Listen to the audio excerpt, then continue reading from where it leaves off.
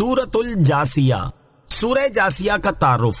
مقام نزول۔ سورہ جاسیہ اس آیت قل للذین آمنوا یغفروا کے علاوہ مکیہ ہے۔ رکوع اور آیات کی تعداد، اس سورت میں 4 رکوع اور 37 آیتیں ہیں۔ جاسیہ نام رکھنے کی وجہ، جاسیہ کا معنی ہے زانوں کے بل گرا ہوا، اور اس سورت کی آیت نمبر 28 میں بیان کیا گیا کہ قیامت کی ہولناکیوں کی شدت سے ہر امت زانوں کے بل گری ہوگی۔ اس مناسبت سے سورت کا نام سورہ جاسیہ رکھا گیا۔ سورہ جاسیہ کے مضامین، اس سورت کا مرکزی مضمون یہ ہے کہ اس میں اللہ تعالیٰ کی وحدانیت پر ایمان لانے، حضور پرنور علیہ الصلوۃ والسلام کی رسالت کی تصدیق کرنے، قرآن مجید کو اللہ تعالیٰ کا کلام تسلیم کرنے، مرنے کے بعد دوبارہ زندہ کیے جانے اور اعمال کی جزا و سزا ملنے کا اعتراف کرنے کی دعوت دی گئی ہے، اور اس سورت میں یہ چیزیں بیان ہوئی ہیں۔ نمبر 1، اس سورت کی ابتدا میں بتایا گیا کہ آسمانوں اور زمینوں میں، انسانوں کی تخلیق اور جانوروں میں، رات اور دن کی تبدیلیوں میں، آسمان سے بارش نازل کر کے بنجر زمین کو سرسبز و شاداب کرنے میں،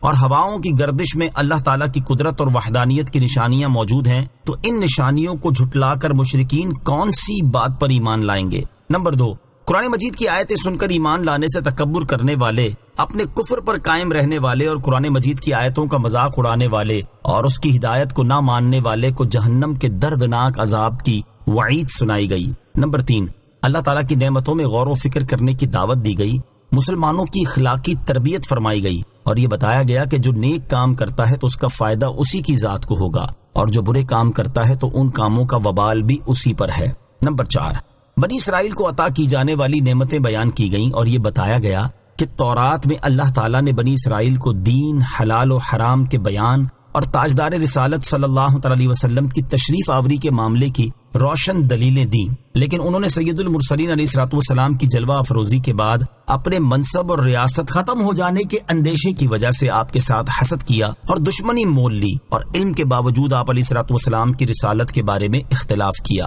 نمبر 5، برے کام کرنے والوں کو بتایا گیا کہ وہ اچھے کام کرنے والوں جیسے نہیں، اور ان کی زندگی اور موت برابر نہیں ہے۔ نیز کفار کے احوال اور ان کے گروہوں کے برے افعال بیان فرمائے گئے، اور مردوں کو دوبارہ زندہ کیے جانے پر دلائل دیے گئے۔ نمبر 6، اس سورت کے آخر میں قیامت کے دن کی ہولناکیاں بیان کی گئیں، نیک اعمال کرنے والے مسلمانوں اور کفار کے انجام کے بارے میں بتایا گیا، اور اللہ تعالیٰ کی عظمت و کبریائی بیان کی گئی۔ سورہ دخان کے ساتھ مناسبت، سورہ جاسیہ کی اپنے سے ماں قبل سورت دخان کے ساتھ ایک مناسبت یہ ہے کہ سورہ دخان کے آخر میں قرآن پاک کا تعارف بیان کیا گیا، اور سورہ جاسیہ کی ابتدا میں بھی قرآن مجید کا تعارف بیان ہوا۔ دوسری مناسبت یہ ہے کہ دونوں صورتوں میں کائنات کی تخلیق سے اللہ تعالیٰ کے وجود اور اس کی وحدانیت پر استدلال کیا گیا۔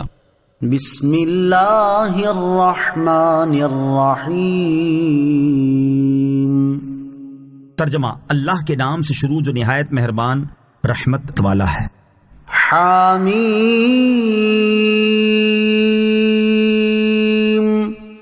تنزیل الکتاب من اللہ العزیز الحکیم۔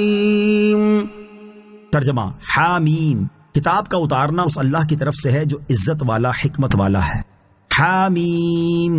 یہ حروف مقطعات میں سے ایک حرف ہے، اس کی مراد اللہ تعالیٰ ہی بہتر جانتا ہے۔ تنزیل الکتاب، کتاب کا اتارنا، یعنی بندوں میں سب سے عظیم ہستی پر سب سے اعلیٰ کتاب قرآن پاک کو نازل کرنا اس اللہ عز و جل کی طرف سے ہے جو عزت و حکمت والا ہے، اور یہ اس بات کی دلیل ہے کہ قرآن حق اور سچ ہے۔ یہ اپنی مثل لانے سے عاجز کر دینے والا اور غالب ہے، کامل حکمتوں پر مشتمل ہے، شعر، کہانت اور رستم و اسفندیار کے قصوں کی طرح نہیں ہے، کیونکہ اسے نازل فرمانے والا تمام ممکنات پر قادر ہے، تمام معلومات کا علم رکھنے والا ہے، تمام حاجتوں سے بے پرواہ اور بے نیاز ہے، اور جس کی یہ شان ہو اس سے کسی بیکار اور باطل فعل کا صادر ہونا ناممکن اور محال ہے۔ ان فی السماوات والارض لآیات للمؤمنین۔ ترجمہ، بے شک ایمان والوں کے لیے آسمانوں اور زمین میں نشانیاں ہیں۔ ان فی السماوات والارض لآیات، بے شک آسمانوں اور زمین میں نشانیاں ہیں۔ اس آیت سے اللہ تعالیٰ نے کائنات میں موجود اپنی وحدانیت اور قدرت پر دلالت کرنے والی مختلف نشانیاں بیان فرمائی ہیں، اور ان لوگوں کے بارے میں بتایا ہے جو ان نشانیوں سے حقیقی طور پر فائدہ اٹھاتے ہیں اور جنہیں یہ نشانیاں مفید ہو سکتی ہیں۔ چنانچہ یہاں ارشاد فرمایا کہ بے شک آسمانوں اور زمین کی تخلیق میں اور ان میں جو قدرت کے آثار پیدا کیے گئے ہیں جیسے ستارے، پہاڑ اور دریا وغیرہ، ان میں ایمان والوں کے لیے اللہ تعالیٰ کی قدرت اور اس کی وحدانیت پر دلالت کرنے والی نشانیاں موجود ہیں۔ یاد رہے کہ آسمان، زمین اور ان میں موجود چیزیں اگرچہ تمام لوگوں کے لیے اللہ تعالیٰ کی وحدانیت اور قدرت کی نشانیاں ہیں، لیکن چونکہ ان نشانیوں سے نفع صرف مومن اٹھاتے ہیں کہ وہ مخلوق سے، اس کے خالق اور بنی ہوئی چیزوں سے اس کے بنانے والے پر استدلال کرتے اور اس کی وحدانیت پر ایمان لاتے ہیں، اس لیے یہاں خصوصیت کے ساتھ صرف انہی کا ذکر فرمایا گیا۔ وَفِي خَلْقِكُمْ وَمَا يَبُثُّ مِن دَابَّةٍ آيَاتٌ لِقَوْمٍ يُوقِنُونَ۔ ترجمہ: اور تمہاری پیدائش میں اور جو جانور وہ زمین میں پھیلاتا ہے ان میں یقین کرنے والوں کے لیے نشانیاں ہیں۔ وَفِي خَلْقِكُمْ، اور تمہاری پیدائش میں، یعنی اے لوگو، جس طرح تمہیں پیدا کیا گیا ہے کہ پہلے تم نطفے کی صورت میں تھے، پھر اسے خون بنایا گیا، پھر اس خون کو جما دیا گیا، پھر جمے ہوئے خون کو گوشت کا ٹکڑا بنا دیا گیا، یہاں تک کہ اسی ٹکڑے سے ذات اور بشری صفات میں کامل انسان بنا دیا گیا۔ یوں ہی زمین کے مختلف حصوں میں پھیلائے گئے جانور جو کہ جدا جدا شکل و صورت والے، الگ الگ اوصاف اور مزاج رکھنے والے ہیں اور ان کی جنسیں بھی مختلف ہیں، ان سب میں اللہ تعالیٰ کی قدرت اور وحدانیت پر دلالت کرنے والی نشانیاں ہیں، کیونکہ انسانوں اور جانوروں میں معین شکل، معین وصف اور معین اعضاء کا ہونا، یوں ہی ان کا عمر کے ایک حصے سے دوسرے حصے میں اور ایک حال سے دوسرے حال میں داخل ہونا کسی قادر، مختار اور واحد ہستی کے وجود اور تصرف کے بغیر ممکن نہیں، اور یہ نشانیاں ان لوگوں کے لیے ہیں جو یقین کرنے والے ہیں۔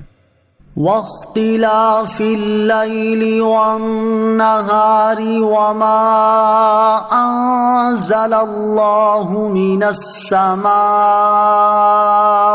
من رزق فأحيا به الأرض بعد موتها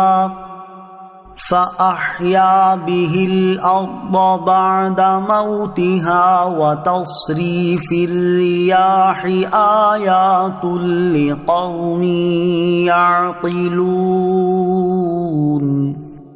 ترجمہ: اور رات اور دن کی تبدیلیوں میں اور اس میں جو اللہ نے آسمان سے رزق کا سبب بارش اتاری تو اس سے زمین کو اس کے مرنے کے بعد زندہ کیا، اور ہواؤں کی گردش میں عقل مندوں کے لیے نشانیاں ہیں۔ واختلاف اللیل والنہار،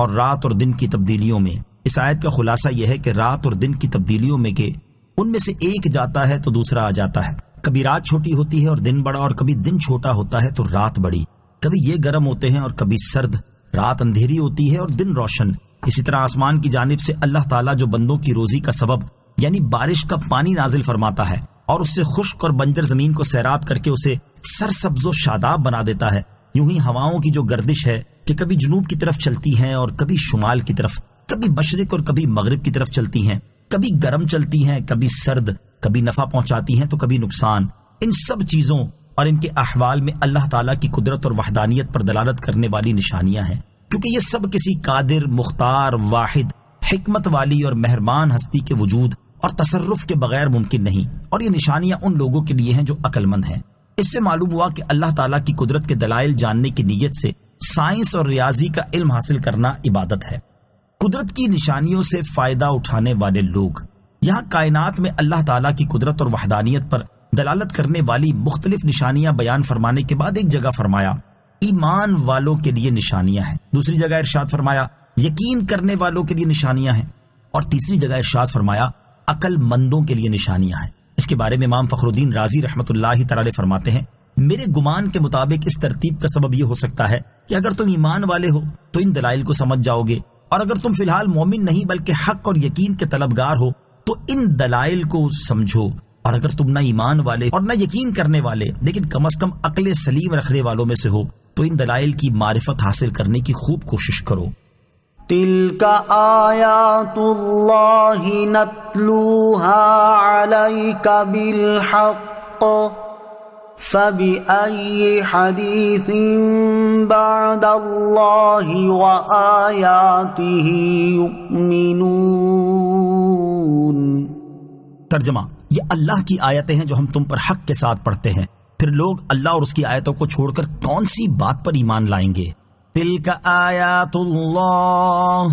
یہ اللہ کی آیتیں ہیں، یعنی اے حبیب صلی اللہ تعالی علیہ وسلم، اللہ تعالیٰ نے لوگوں کے سامنے اپنی قدرت کے یہ دلائل بیان فرمائے ہیں، اور یہ دلائل جھوٹ اور باطل پر مشتمل نہیں بلکہ ہم آپ کو حق کے ساتھ ان کی خبر دیتے ہیں، تو پھر اللہ تعالیٰ اور اس کے بیان کیے ہوئے دلائل کو جھٹلا کر مشرکین کون سی بات پر ایمان لائیں گے؟ یاد رہے کہ یہ آیت مبارکہ حدیث پاک کا انکار کرنے والوں کی دلیل ہرگز نہیں بن سکتی، کیونکہ یہاں حدیث سے حضور اقدس صلی اللہ تعالی علیہ وسلم کا فرمان مراد نہیں بلکہ کفار کی اپنی باتیں مراد ہیں۔ اگر یہاں حدیث سے نبی کریم علیہ الصلوۃ والسلام کا فرمان مراد لیا جائے تو یہ آیت ان تمام آیات کے خلاف ہوگی جن میں رسول اللہ صلی اللہ تعالی علیہ وسلم کی اطاعت کا حکم دیا گیا ہے۔ نیز یہ ویسی بھی جہالت ہوگی کہ حدیث کا لفظ یہاں اپنے لغوی معنی کے اعتبار سے بیان ہوا تو اسے فن حدیث کی اصطلاح پر کیسے منطبق کیا جا سکتا ہے؟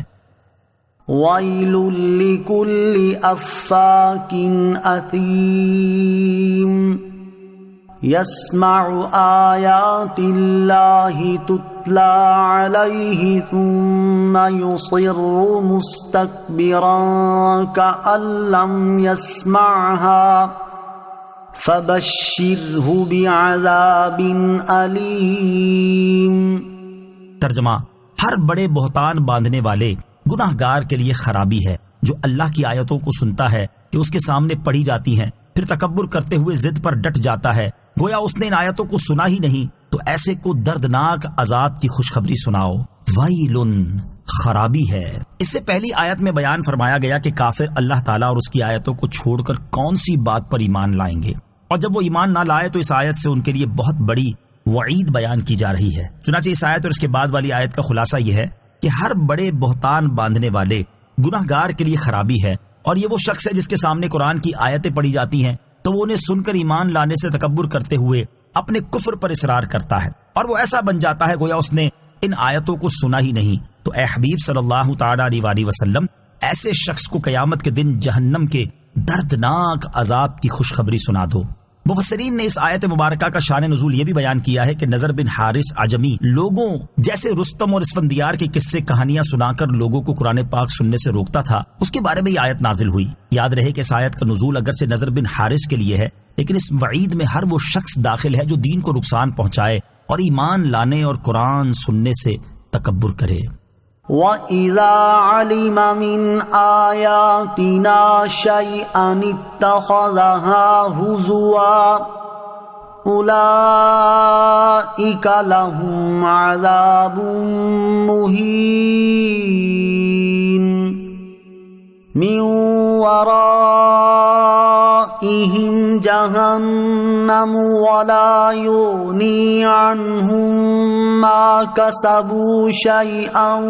وَلَا مَا اتَّخَذُوا مِن دُونِ اللَّهِ أَوْلِيَاءَ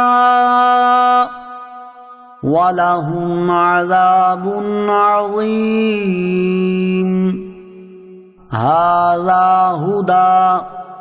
وَالَّذِينَ كَفَرُوا بِآيَاتِ رَبِّهِمْ لَهُمْ عَذَابٌ مِّن رِّجْزٍ أَلِيمٌ۔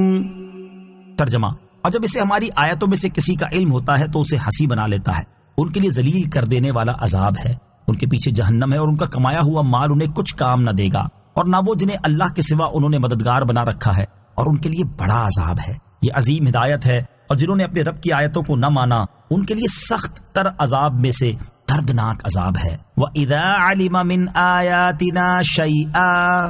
اور جب اسے ہماری آیتوں میں سے کسی کا علم ہوتا ہے۔ اس آیت اور اس کے بعد والی آیت کا خلاصہ یہ ہے کہ اس بڑے بہتان باندھنے والے گناہ گار کا حال یہ ہے کہ جب اس تک ہماری کوئی آیت پہنچے اور اسے پتہ چل جائے کہ یہ رسول کریم صلی اللہ تعالی علیہ وسلم پر نازل ہونے والی آیت ہے تو وہ اس کا مذاق اڑانے لگتا ہے، اور صرف اس آیت کا مذاق اڑانے تک ہی محدود نہیں رہتا بلکہ پورے قرآن کا مذاق اڑانے لگتا ہے۔ ایسے لوگوں کے لیے ذلیل و رسوا کر دینے والا عذاب ہے، اور اس کا انجام موت کے بعد بالآخر جہنم ہے، اور ان کا کمایا ہوا وہ مال انہیں کچھ کام نہ دے گا جس پر وہ بہت نازاں ہیں، اور اللہ تعالیٰ کو چھوڑ کر جن بتوں کی پوجا کرتے ہیں وہ بھی انہیں کچھ کام نہ دیں گے، اور ان کے لیے ایسا بڑا عذاب ہے جس کی حقیقت انہیں معلوم نہیں۔ ھذا ھدی، یہ عظیم ہدایت ہے، یعنی یہ قرآن ہدایت میں کمال کو پہنچا ہوا ہے، تو گویا کہ یہ عظیم ہدایت ہے، اور وہ لوگ جنہوں نے اپنے رب کی آیتوں کو نہ مانا تو ان کے لیے سخت تر عذاب میں سے دردناک عذاب ہے۔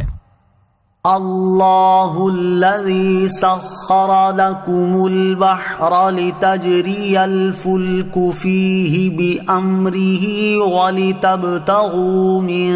فضلہ ولعلکم تشکرون۔ ترجمہ: اللہ وہی ہے جس نے دریا کو تمہارے تابع کر دیا تاکہ اس کے حکم سے اس میں کشتیاں چلیں، اور تاکہ تم اس کا فضل تلاش کرو، اور تاکہ تم شکر گزار بن جاؤ۔ اللہ الذی سخر لکم البحر، اللہ وہی ہے جس نے دریا کو تمہارے تابع کر دیا۔ اس آیت میں اللہ تعالیٰ نے دریاؤں کی تسخیر کے ذریعے اپنی وحدانیت اور قدرت پر استدلال فرمایا۔ چنانچہ ارشاد فرمایا کہ اے لوگو، معبود ہونا اسی کے لائق اور شایان شان ہے جس نے دریا کو تمہارے تابع کر دیا، اور اس تابع کرنے میں حکمتیں یہ ہیں کہ اس کے حکم سے دریا میں کشتیاں چلیں، اور تم دریائی سفر کے ذریعے تجارت کر کے اور دریاؤں میں غوطہ زنی کے ذریعے موتی وغیرہ نکال کر اس کا فضل تلاش کرو، اور تم اللہ تعالیٰ کی نعمت و کرم اور فضل و احسان کا شکر ادا کر کے اس کا حق مانو، لہذا تم صرف اسی کی عبادت کرو، اور جس کام کا اس نے تمہیں حکم دیا ہے وہ کرو، اور جس سے منع کیا ہے اس سے باز آ جاؤ۔ وَسَخَّرَ لَكُم مَّا فِي السَّمَاوَاتِ وَمَا فِي الْأَرْضِ جَمِيعًا مِّنْهُ إِنَّ فِي ذَلِكَ لَآيَاتٍ لِقَوْمٍ يَتَفَكَّرُونَ۔ ترجمہ: اور جو کچھ آسمانوں اور جو کچھ زمین میں ہے سب کا سب اپنی طرف سے تمہارے کام میں لگا دیا، بے شک اس میں سوچنے والوں کے لیے نشانیاں ہیں۔ وَسَخَّرَ لَكُمْ،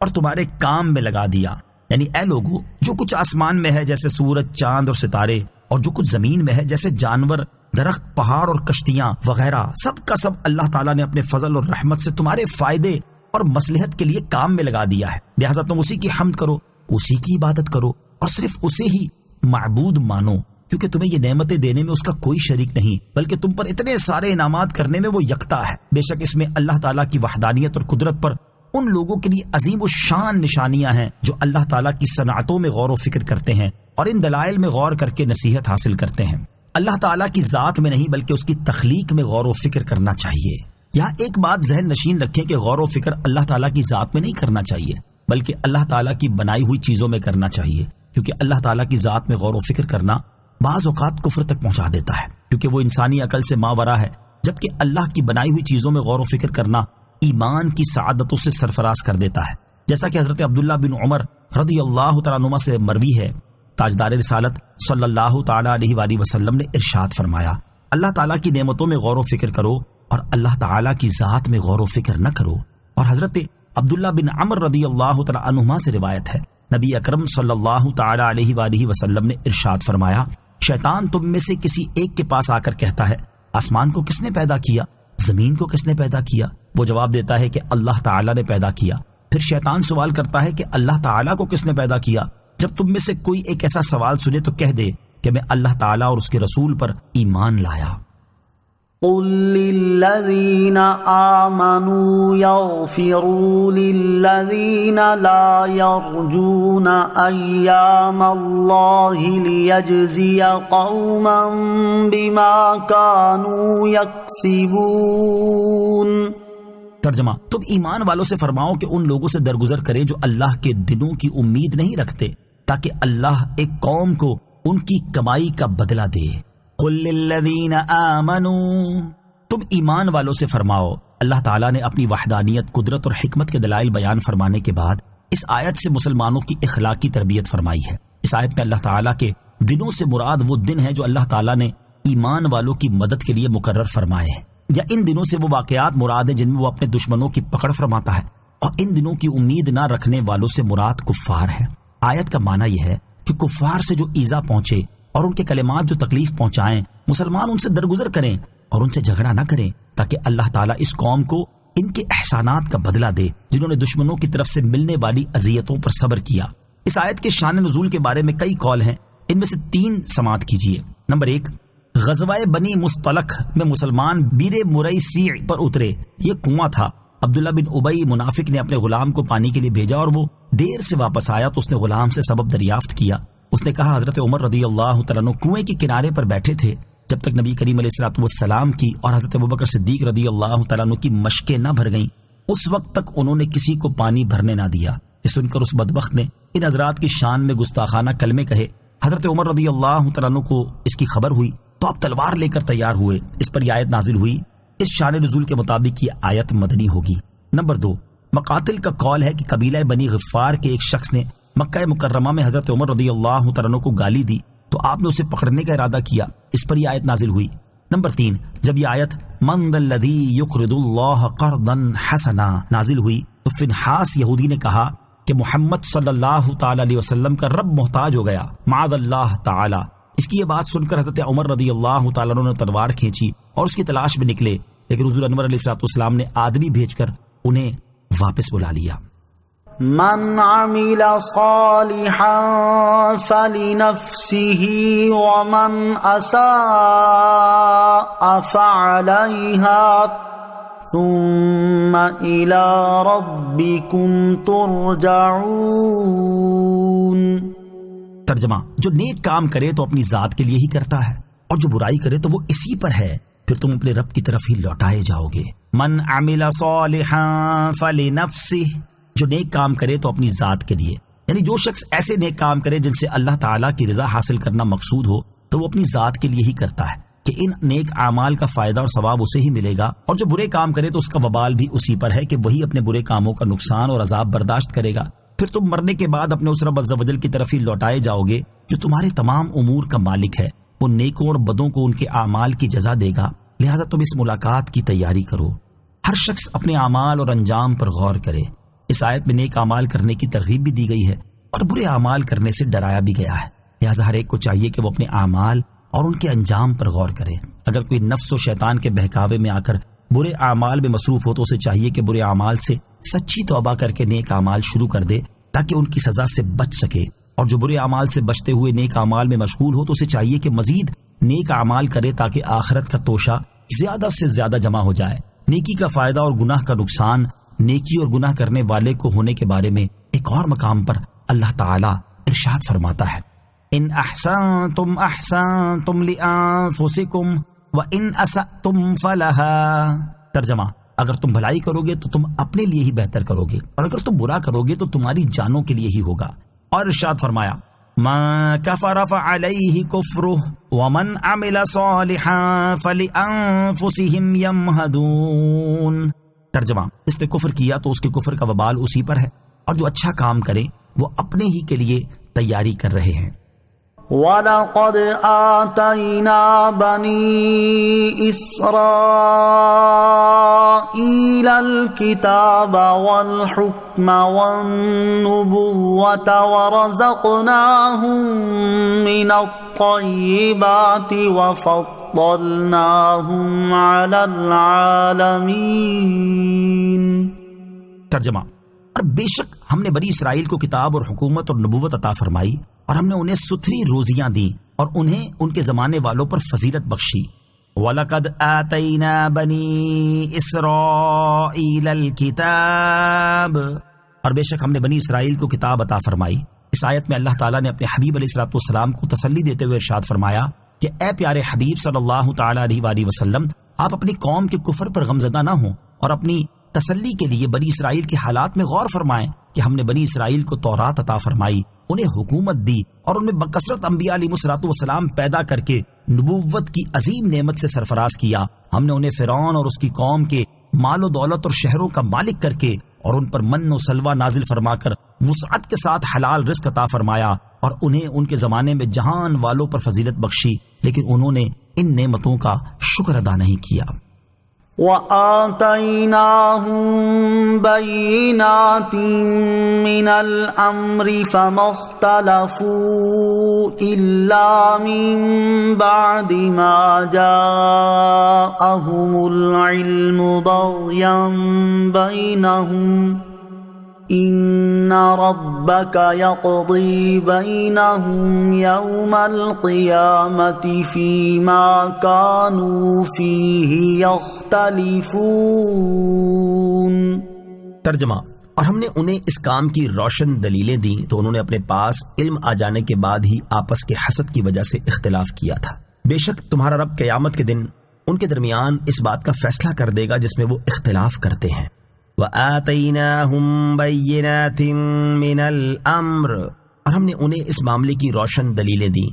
اس آیت کا خلاصہ یہ کہ اللہ تعالیٰ نے بنی اسرائیل کو تورات میں دین اور حلال و حرام کے بیان، نیز تاجدار رسالت صلی اللہ تعالیٰ علیہ وسلم کی تشریف آوری کے معاملے کی روشن دلیلیں دیں، لیکن انہوں نے سید المرسلین صلی اللہ تعالیٰ علیہ وآلہ وسلم کی جلوہ افروزی کے بعد اپنے منصب اور ریاست ختم ہو جانے کے اندیشے کی وجہ سے آپ کے ساتھ حسد کیا اور دشمنی مول لی، اور اپنے پاس علم آ جانے کے بعد رسول اکرم صلی اللہ تعالیٰ علیہ وآلہ وسلم کی رسالت پر پہلے سے متفق ہونے کے باوجود آپ کی بعثت کے بارے میں اختلاف کیا، حالانکہ علم اختلاف زائل کرنے کا سبب ہوتا ہے، اور یہاں ان لوگوں کے لیے اختلاف کا سبب ہوا۔ اس کی وجہ یہ ہے کہ ان کا مقصود علم نہ تھا، بلکہ ان کا مقصود منصب و ریاست کی طلب تھی، اس لیے انہوں نے اختلاف کیا۔ آخر میں اللہ تعالیٰ نے ارشاد فرمایا کہ اے حبیب صلی اللہ تعالیٰ علیہ وآلہ وسلم، آپ کا رب قیامت کے دن بنی اسرائیل کے درمیان اس بات کا فیصلہ کر دے گا جس میں وہ اختلاف کرتے ہیں۔ علماء میں حسد پیدا ہونے کا نقصان۔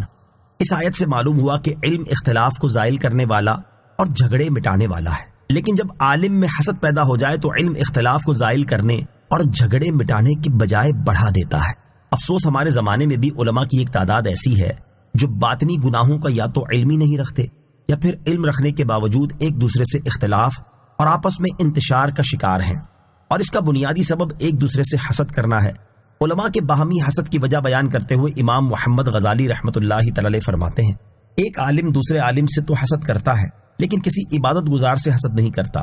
اسی طرح ایک عبادت گزار دوسرے عبادت گزار سے تو حسد کرتا ہے لیکن عالم سے حسد نہیں کرتا۔ مزید فرماتے ہیں، واز کرنے والا جتنا کسی دوسرے واز کرنے والے سے حسد کرتا ہے اتنا کسی فقیہ یا حکیم سے حسد نہیں کرتا، کیونکہ ان دونوں کے درمیان ایک مقصد پر جھگڑا ہوتا ہے۔ تو ان حسدوں کی اصل وجہ اور دشمنی کی بنیاد کسی ایک غرض پر اکٹھا ہونا ہے، اور ایک غرض پر وہ دو آدمی جمع نہیں ہوتے جو ایک دوسرے سے دور ہوں، بلکہ ان کے درمیان کسی قسم کی مناسبت ضروری ہے، اس لیے ان دو آدمیوں کے درمیان حسد ہوتا ہے۔ اور حسد کی وجہ سے فی زمانہ علماء کا باہمی حال یہ نظر آتا ہے جس کی نشاندہی اس حدیث پاک میں کی گئی ہے۔ حضرت عبداللہ بن عمر رضی اللہ تعالی عنہما سے روایت ہے، رسول کریم صلی اللہ تعالی علیہ وآلہ وسلم نے ارشاد فرمایا، میری امت پر ایک زمانہ ایسا آئے گا کہ فقہا ایک دوسرے سے حسد کریں گے اور ایک دوسرے سے اس طرح لڑائی کیا کریں گے جیسے جنگلی بکرے ایک دوسرے سے لڑتے ہیں۔ اللہ تعالیٰ اہل علم حضرات کو اپنا اصلی مقصد سمجھنے کی توفیق عطا فرمائے، آمین۔ ثم جعلناك على شريعة من الأمر فاتبعها ولا تتبع أهواء الذين لا يعلمون إنهم لن يغنوا عنك من الله شيئا وَإِنَّ الظَّالِمِينَ بَعْضُهُمْ أَوْلِيَاءُ بَعْضٍ وَاللَّهُ وَلِيُّ الْمُتَّقِينَ۔ ترجمہ، پھر ہم نے آپ کو اس معاملے یعنی دین کے عمدہ راستے پر رکھا تو تم اسی راستے پر چلو اور نادانوں کی خواہشوں کے پیچھے نہ چلنا، بے شک وہ اللہ کے مقابلے میں تمہیں کچھ کام نہ دیں گے، اور بے شک ظالم ایک دوسرے کے دوست ہے اور اللہ پرہیزگاروں کا دوست ہے۔ ثم جعلناك على شریعت من الامر،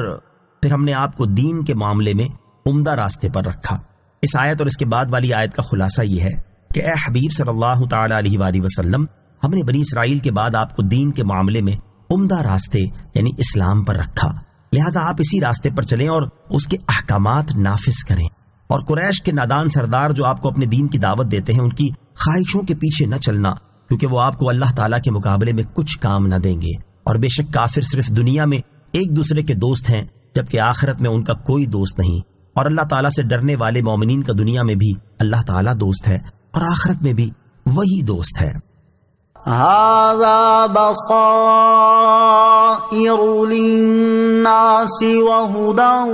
ورحمة لقوم يوقنون۔ ترجمہ، یہ قرآن لوگوں کے لیے آنکھیں کھول دینے والی نشانیاں اور یقین رکھنے والوں کے لیے ہدایت اور رحمت ہے۔ هذا بصائر للناس، یہ لوگوں کے لیے آنکھیں کھول دینے والی نشانیاں ہیں۔ یعنی اے حبیب صلی اللہ تعالی علیہ وآلہ وسلم، ہم نے آپ کی طرف جو کتاب نازل فرمائی یہ اللہ تعالیٰ کے ان احکامات پر مشتمل ہے جو قیامت تک رہیں گے، اور اس میں تمام لوگوں کے لیے وہ دلائل اور نشانیاں موجود ہیں جن کی انہیں دین کے احکام میں ضرورت ہے۔ جو شخص اس کے احکامات پر عمل کرتا ہے تو یہ اسے جنت کی طرف ہدایت دیتا ہے، اور جو اس پر صحیح طریقے سے ایمان لاتا ہے یہ اس کے لیے رحمت ہے اور دنیا و آخرت میں اسے عذاب سے بچاتا ہے۔ ام حسب الذین اجترحوا السیئات ان نجعلهم كالذین آمنوا وعملوا الصالحات سواء محیاهم ومماتهم ساء ما يحکمون۔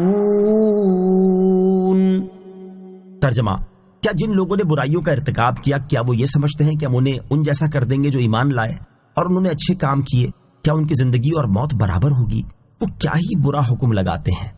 الذین اجترحوا السیئات،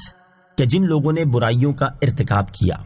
مکہ کے مشرکین کی ایک جماعت نے مسلمانوں سے کہا تھا کہ اگر تمہاری بات حق ہو اور مرنے کے بعد اٹھنا ہو تو بھی ہم ہی افضل رہیں گے، جیسا کہ دنیا میں ہم تم سے بہتر رہے۔ ان کے رد میں یہ آیت نازل ہوئی اور فرمایا گیا کہ جو لوگ کفر اور گناہوں میں مصروف ہیں کیا وہ یہ سمجھتے ہیں کہ ہم انہیں ان جیسا کر دیں گے جو ایمان لائے اور جنہوں نے اچھے کام کیے؟ کیا ایمانداروں اور کافروں کی موت اور زندگی برابر ہو جائے گی؟ ایسا ہرگز نہیں ہوگا، کیونکہ ایماندار زندگی میں نیکیوں پر قائم رہے اور کافر بدیوں میں ڈوبے رہے تو ان دونوں کی زندگی برابر نہ ہوئی، اور ایسے ہی ان کی موت بھی یکساں نہیں، کیونکہ مومن کی موت بشارت اور رحمت و کرامت پر ہوتی ہے، جبکہ کافر کی موت رحمت سے مایوسی اور ندامت پر ہوتی ہے۔ اور کافر اپنے آپ کو مومنین کے برابر سمجھ کر کتنا برا حکم لگا رہے ہیں، حالانکہ مومنین تو قیامت کے دن اعلیٰ جنتوں میں عزت و کرامت اور عیش و راحت پائیں گے، اور کفار جہنم کے سب سے نچلے طبقوں میں ذلت و اہانت کے ساتھ سخت ترین عذاب میں مبتلا ہوں گے۔ مومن اور کافر کی زندگی ایک جیسی نہیں۔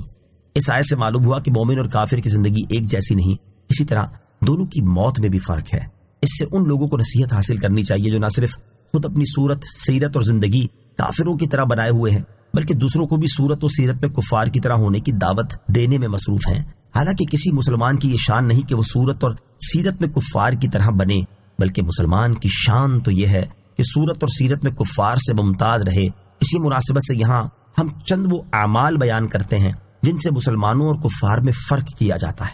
نمبر 1، نیکی کی دعوت دینا اور برائی سے منع کرنا مسلمانوں کا کام ہے، جبکہ برائی کی دعوت دینا اور نیکی سے منع کرنا کافروں اور منافقوں کا کام ہے، جیسا کہ منافقین کے بارے میں اللہ تعالیٰ نے ارشاد فرمایا، المنافقون والمنافقات بعضهم من بعض يأمرون بالمنکر وینہون عن المعروف۔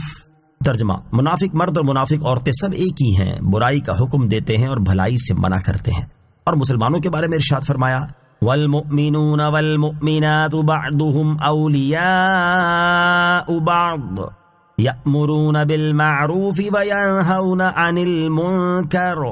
ترجمہ، اور مسلمان مرد اور مسلمان عورتیں ایک دوسرے کے رفیق ہیں، بھلائی کا حکم دیتے ہیں اور برائی سے منع کرتے ہیں۔ نمبر 2، نماز ادا کرنا مسلمانوں کا کام ہے اور نماز ترک کرنا مشرکوں سا کام ہے۔ اللہ تعالیٰ ارشاد فرماتا ہے، وَأَقِيمُوا الصَّلَاةَ وَلَا تَكُونُوا مِنَ الْمُشْرِكِينَ۔ ترجمہ، اور نماز قائم رکھو اور مشرکوں میں سے نہ ہونا۔ اور حضرت جابر رضی اللہ تعالی عنہ سے روایت ہے، نبی کریم صلی اللہ تعالی علیہ وآلہ وسلم نے ارشاد فرمایا، انسان اور اس کے کفر و شرک کے درمیان فرق نماز نہ پڑھنا ہے۔ نمبر 3، مسلمان داڑیاں بڑھاتے ہیں اور مونچھیں پست رکھتے ہیں، جبکہ مشرکین اس کے برعکس کرتے ہیں۔ حضرت عبداللہ ابن عمر رضی اللہ تعالی عنہما سے روایت ہے، بخاری شریف کی حدیث ہے، نبی کریم صلی اللہ تعالی علیہ وآلہ وسلم نے ارشاد فرمایا، مشرکین کی مخالفت کرو اور داڑیاں بڑھاؤ اور مونچھیں کم کر دو۔ اور مسلم شریف کی حدیث ہے، حضرت ابو ہریرہ رضی اللہ تعالی عنہ سے روایت ہے، حضور اقدس صلی اللہ تعالی علیہ وسلم نے ارشاد فرمایا، مونچھیں کم کراؤ اور داڑیاں چھوڑ دو اور مجوسیوں کی مخالفت کرو۔ اللہ تعالی ہمیں صورت اور سیرت میں کفار سے ممتاز رہنے کی توفیق عطا فرمائے، آمین۔ وَخَلَقَ اللَّهُ السَّمَاوَاتِ وَالْأَرْضَ بِالْحَقِّ وَلِتُجْزَى كُلُّ نَفْسٍ بِمَا كَسَبَتْ وَهُمْ لَا يُظْلَمُونَ۔ ترجمہ، اور اللہ نے آسمانوں اور زمین کو حق کے ساتھ بنایا اور تاکہ ہر جان کو اس کی کمائی کا بدلہ دیا جائے اور ان پر ظلم نہیں ہوگا۔ وَخَلَقَ اللَّهُ السَّمَاوَاتِ وَالْأَرْضَ بِالْحَقِّ،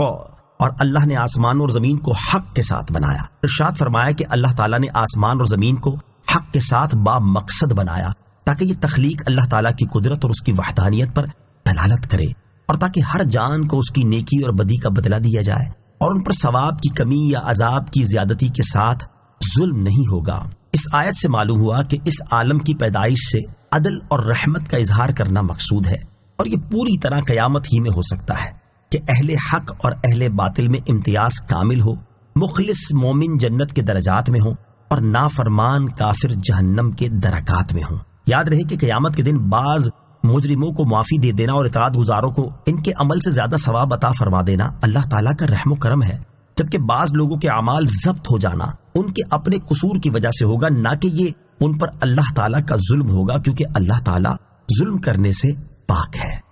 أَفَرَأَيْتَ مَنِ اتَّخَذَ إِلَٰهَهُ هَوَاهُ وَأَضَلَّهُ اللَّهُ عَلَىٰ عِلْمٍ وَخَتَمَ عَلَىٰ سَمْعِهِ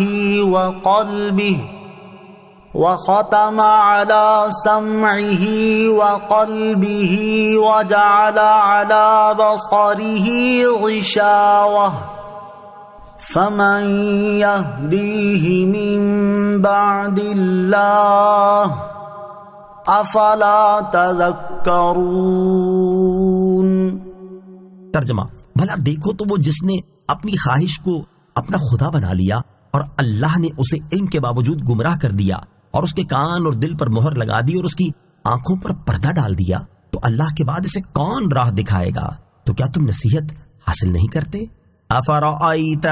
بھلا دیکھو تو۔ اس آیت سے اللہ تعالیٰ نے کفار کے احوال اور ان کے گروہوں کے برے افعال بیان فرمائے ہیں۔ مشرکین کا یہ حال تھا کہ وہ پتھر، سونے اور چاندی وغیرہ کو پوجتے تھے۔ جب کوئی چیز انہیں پہلی چیز سے اچھی معلوم ہوتی تھی تو پہلی کو توڑ کر پھینک دیتے اور دوسری چیز کو پوجنے لگتے۔ چنانچہ کفار کی اسی حرکت کی طرف اشارہ کرتے ہوئے اللہ تعالیٰ نے ارشاد فرمایا کہ ذرا اس شخص کا حال تو دیکھو جس نے اپنی خواہش کو اپنا خدا بنا لیا اور اپنی خواہش کے تابع ہو گیا، کہ جسے نفس نے چاہا اسے پوجنے لگا اور اللہ تعالیٰ نے اسے علم کے باوجود گمراہ کر دیا کہ اس گمراہ نے حق کو جان پہچان کر بے راہ روی اختیار کی۔ مفسرین نے علم کے باوجود گمراہ کرنے کے یہ معنی بھی بیان کیے ہیں کہ اللہ تعالیٰ نے اس کے انجام کار اور اس کے شکی ہونے کو جانتے ہوئے اسے گمراہ کیا، یعنی اللہ تعالیٰ پہلے سے جانتا تھا کہ یہ اپنے اختیار سے حق کے راستے سے ہٹے گا اور گمراہی اختیار کرے گا، اس لیے اسے گمراہ کر دیا۔ اور ارشاد فرمایا کہ نفسانی خواہشات کی پیروی کرنے والے کے کان اور دل پر مہر لگا دی اور اس کی آنکھوں پر پردہ ڈال دیا، تو اس کی وجہ سے اس نے ہدایت و نصیحت کو نہ سنا،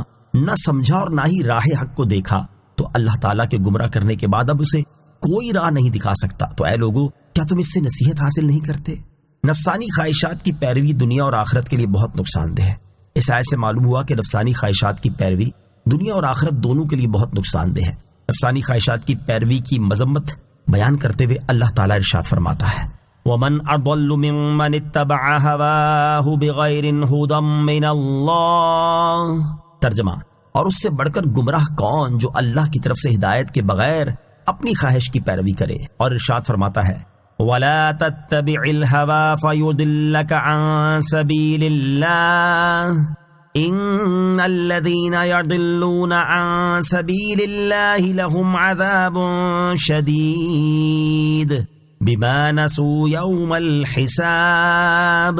ترجمہ، اور نفس کی خواہش کے پیچھے نہ چلنا ورنہ وہ تجھے اللہ کی راہ سے بہکا دے گی، بے شک وہ جو اللہ کی راہ سے بہکتے ہیں ان کے لیے سخت عذاب ہے، اس بنا پر کہ انہوں نے حساب کے دن کو بھلا دیا ہے۔ اور ارشاد فرماتا ہے وَلَا تُطِعْ مَنْ أَغْفَلْنَا قَلْبَهُ عَنْ ذِكْرِنَا وَاتَّبَعَ هَوَاهُ وَكَانَ أَمْرُهُ فُرُطًا۔ ترجمہ، اور اس کی بات نہ مان جس کا دل ہم نے اپنی یاد سے غافل کر دیا اور وہ اپنی خواہش کے پیچھے چلا اور اس کا کام حد سے گزر گیا۔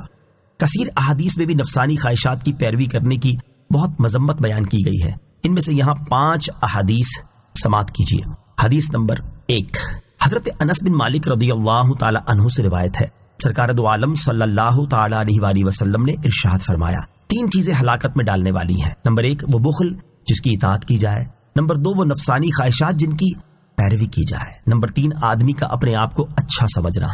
حدیث نمبر 2 حضرت عبداللہ بن عمر رضی اللہ تعالی عنہما سے روایت ہے، رسول اللہ صلی اللہ تعالی علیہ وآلہ وسلم نے ارشاد فرمایا، تم میں سے کوئی اس وقت تک مومن نہیں ہو سکتا جب تک اس کی خواہش میرے لائے ہوئے دین کے تابع نہ ہو جائے۔ حدیث نمبر 3 حضرت شداد بن اوس رضی اللہ تعالیٰ عنہ سے روایت ہے، حضور اقدس صلی اللہ تعالی علیہ وآلہ وسلم نے ارشاد فرمایا، عقل مند وہ ہے جو اپنے نفس کا محاسبہ کرے اور موت کے بعد کے لیے عمل کرے، جبکہ عاجز وہ ہے جو اپنی خواہشات کے پیچھے لگا رہے اور اللہ تعالیٰ سے امید رکھے۔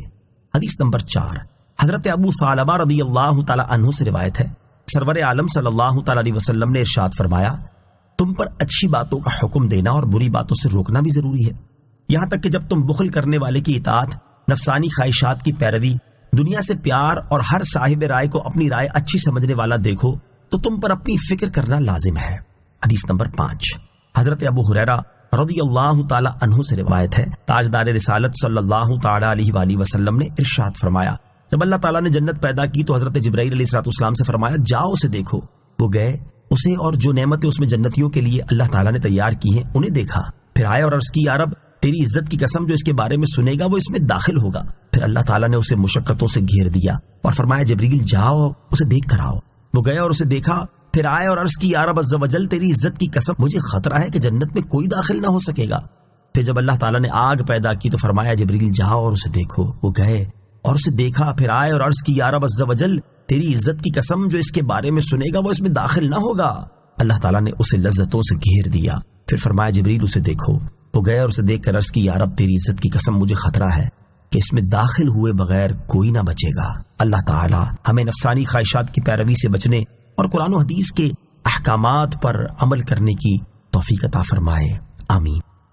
وَقَالُوا مَا هِيَ إِلَّا حَيَاتُنَا الدُّنْيَا نَمُوتُ وَنَحْيَا وَمَا يُهْلِكُنَا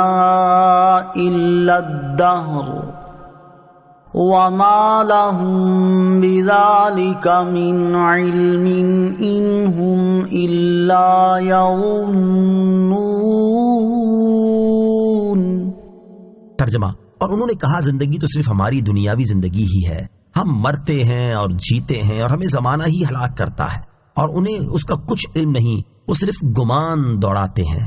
وقالوا، اور انہوں نے کہا، مرنے کے بعد زندہ ہونے کا انکار کرنے والوں کو جب دوسری مرتبہ زندہ کیے جانے کا وعدہ سنایا گیا تو انہوں نے اپنی انتہائی سرکشی اور گمراہی کی بنا پر کہا کہ دنیا کی جو زندگی ہم گزار رہے ہیں اس کے علاوہ اور کوئی زندگی نہیں، ہم میں سے بعض مرتے ہیں اور بعض پیدا ہوتے ہیں اور ہمیں صرف دن اور رات کا آنا جانا ہی ہلاک کرتا ہے۔ مشرکین مرنے کے معاملے میں زمانے کو ہی مؤثر مانتے تھے، جبکہ ملک الموت علیہ السلام کا اور اللہ تعالیٰ کے حکم سے روح قبض کیے جانے کا انکار کرتے تھے اور ہر مصیبت کو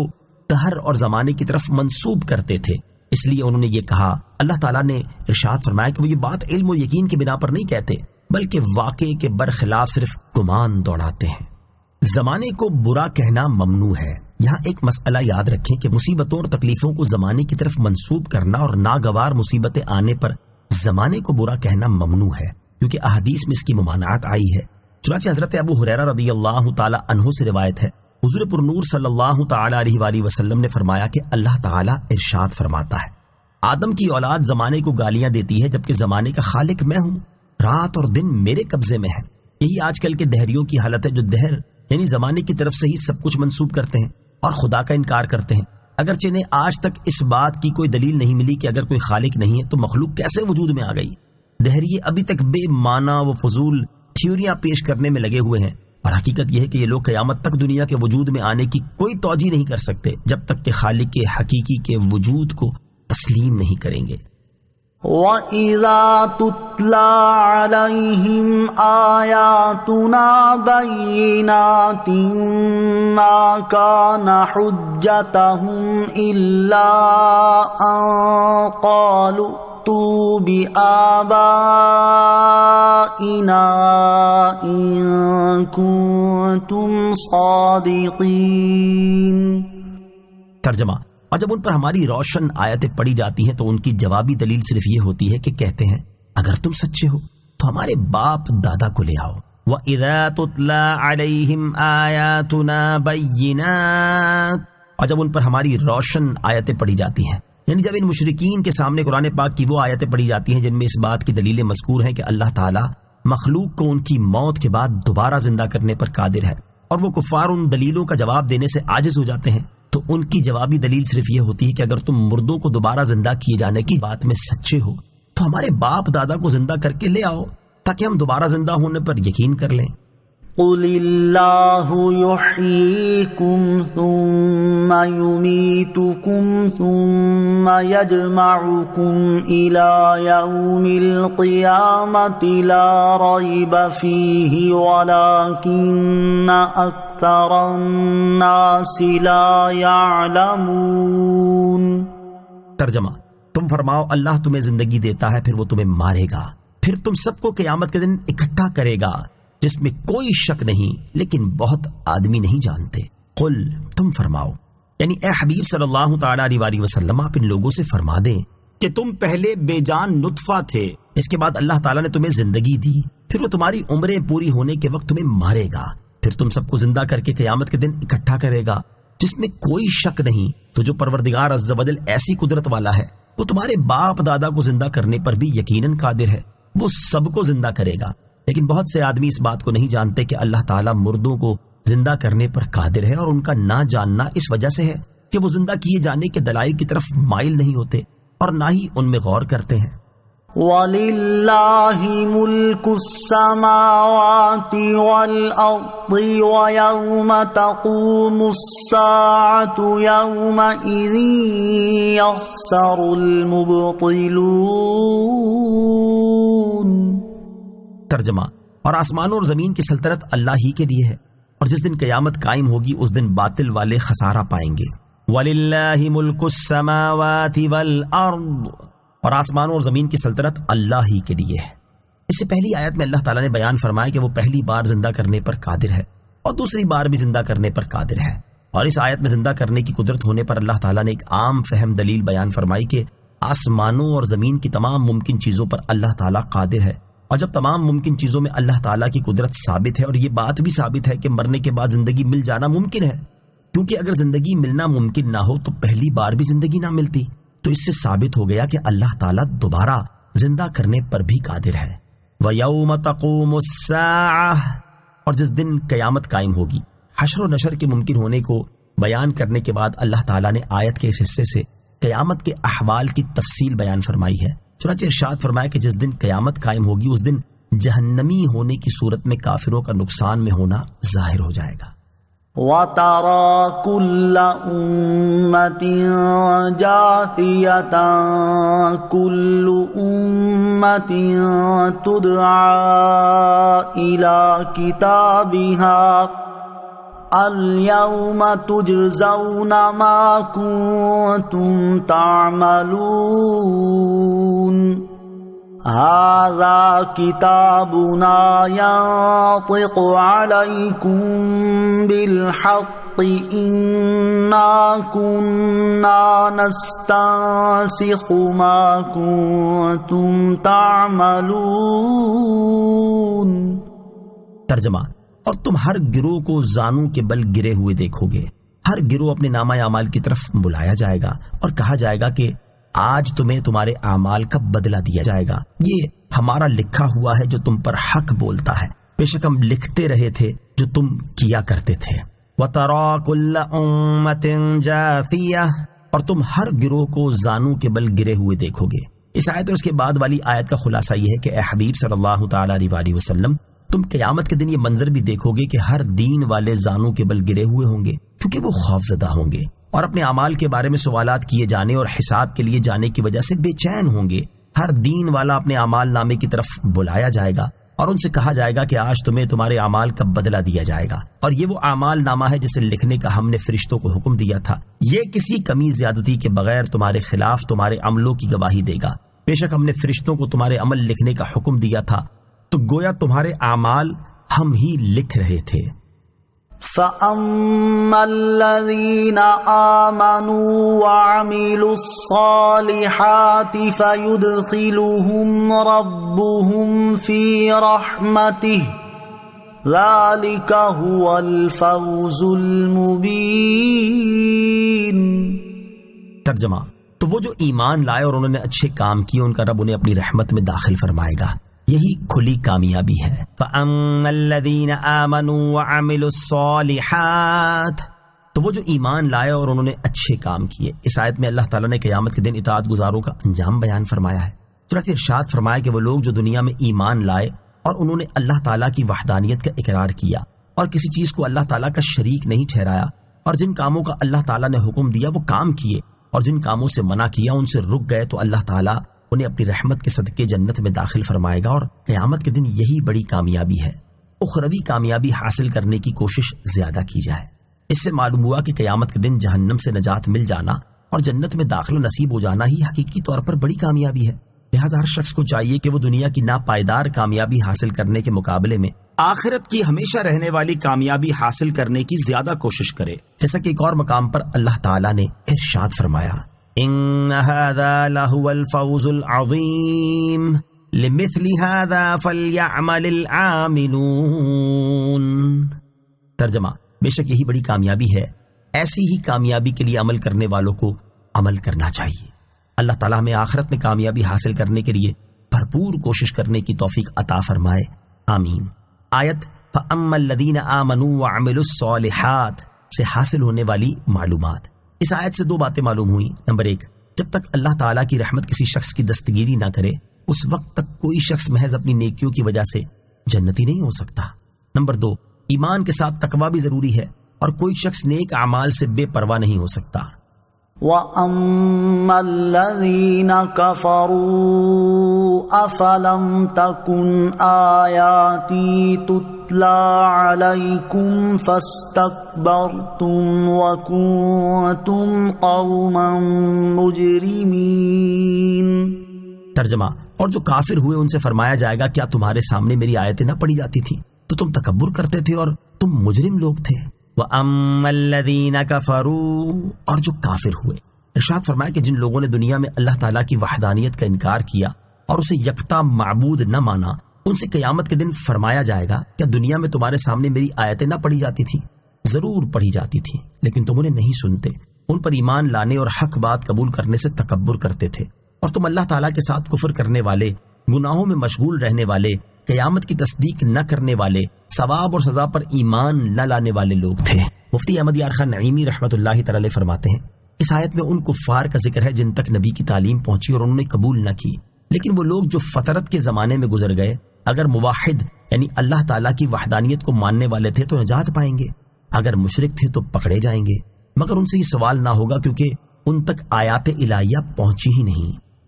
وَإِذَا قِيلَ إِنَّ وَعْدَ اللَّهِ حَقٌّ وَالسَّاعَةُ لَا رَيْبَ فِيهَا قُلْتُم مَّا نَدْرِي مَا